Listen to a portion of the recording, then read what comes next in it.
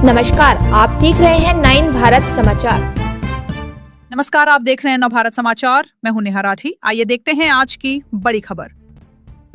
संत सेवालाल महाराज न केवल एक आध्यात्मिक गुरु थे बल्कि एक महान व्यक्ति भी थे जिन्होंने समाज में बंजारों को ज्ञान दिया। राज्य के वन पर्यावरण बंदोबस्ती मंत्री कोंडा सुरेखा ने कहा।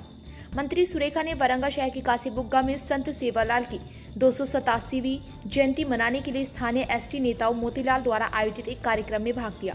इस अवसर पर बोलते हुए मंत्री सुरेखा ने कहा कि बंजारों ने गुरु संत सेवालाल का जन्म 15 अप्रैल 1739 को अनंतपुर में हुआ था और उन्होंने बंजारा राष्ट्र के विकास में बहुत योगदान दिया। उन्होंने कहा कि संत सेवालाल महाराज ने उस समय जनजातियों में अंधविश्वास को खत्म करने के लिए बहुत काम किया और उन्होंने सिखाया कि सभी को शराब पीने और धूम्रपान के खिलाफ होना चाहिए।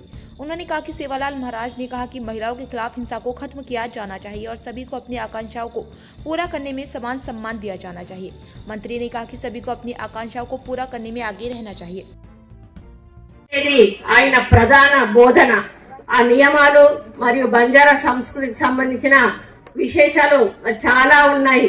అహింస, ఏ ప్రాణిని హింసించకూడదు, జంతు బలులు ఇవ్వకూడదు, నిజాయితీ, ఎప్పుడు సత్యాన్నే పలకాలి, అబద్ధం చెప్పకూడదు, వ్యసన నిర్మూలన, మద్యం గంజాయి వంటి మత్తు పదార్థాలకు దూరంగా ఉండాలి, పరుల సొమ్ముకు ఆశపడకూడదు, దొంగతనం చేయకూడదు, పరస్త్రీని తల్లిగా చెల్లిగా భావించాలి, ఆడపిల్లలను చదివించాలి, ప్రకృతిని, అడవులను, నీటి వనరులను కాపాడుకోవాలి, పర్యావరణమే మన దేవుడు అని చెప్పినటువంటి వాడు, కష్టపడి సంపాదించిన దానితోటే తృప్తిగా జీవించాలి, ఆపదలో ఉన్న వారికి పేదవాళ్లకు సహాయం చేయాలి. మరి ఇటువంటి ఎన్నో సూక్తులు కూడా మరి మన సేవాలాల్ గారు చెప్పినది ఈ సందర్భంగా నేను గుర్తు చేస్తా ఉన్నాను.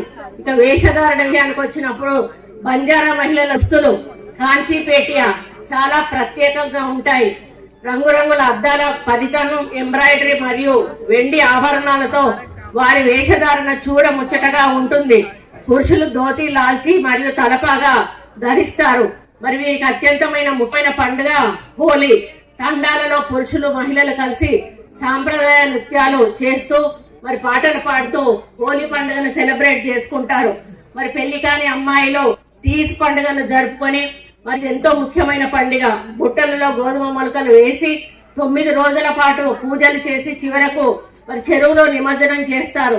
అంటే దీనికి వాళ్ళ యొక్క నమ్మకం ఏంటంటే మంచి భర్త దొరుకుతాడు అని చెప్పేసి వాళ్ళ యొక్క నమ్మకం.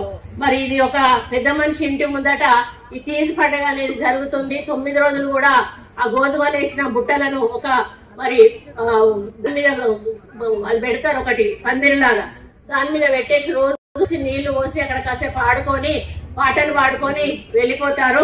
మరి 9వ రోజు ఆ రోజు ఒకరు ఉపవాసం ఉంటారు. ఆ 9 రోజుల్లో ఆడవాళ్ళు ఎవరైతే పెళ్లి కాని వాళ్ళు ఉంటారు.